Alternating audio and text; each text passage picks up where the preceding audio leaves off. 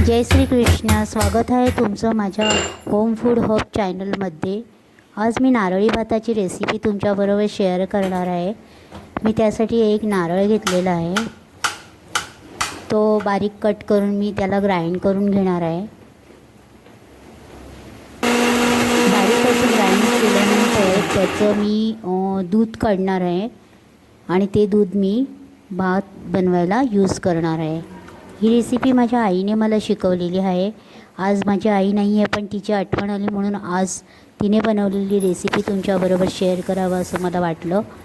मी तांदूळ घेतलेले आहेत 2 वाट्या, ते स्वच्छ धुवून घेतले.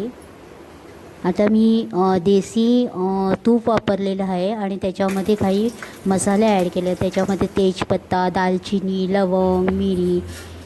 त्यानंतर हे धुतलेले तांदूळ मी त्याच्यामध्ये टाकले.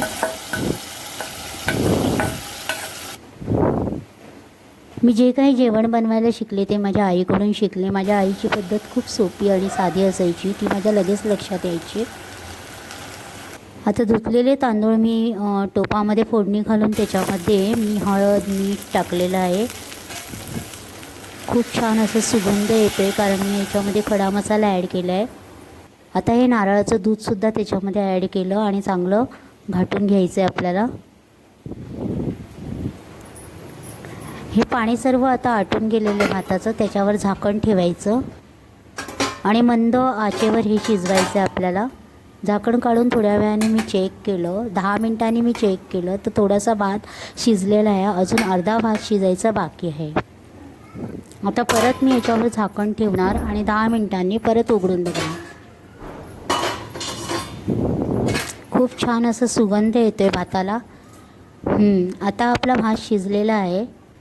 हा आहे नारळी भात, खूप छान लागतो. बघा किती छान दिसतोय आणि वाफाळलेला भात गरम गरम सॉफ्ट खूप छान लागतो. आता मी याच भाताची दुसरी रेसिपी तुम्हाला दाखवत आहे. आता याच भाताचा मी गोड भातसुद्धा बनवणार आहे. त्याच्यासाठी मी एका पॅनमध्ये तूप टाकलं आणि त्याच्यामध्ये दालचिनी आणि लवंग टाकली आहे. आता परत हा भात 2-4 चमचे मी याच्यामध्ये टाकणार आहे आणि साखर अर्धी वाटी ॲड केली.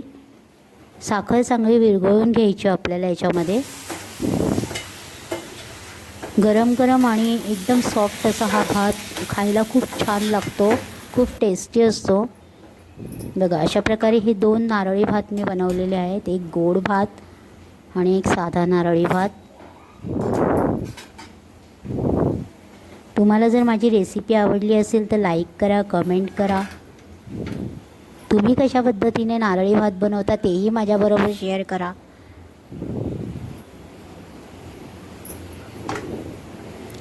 खूप छान बघा,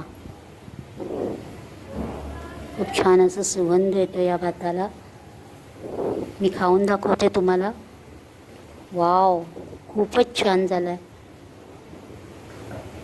थँक्यू फॉर वॉचिंग. बाय.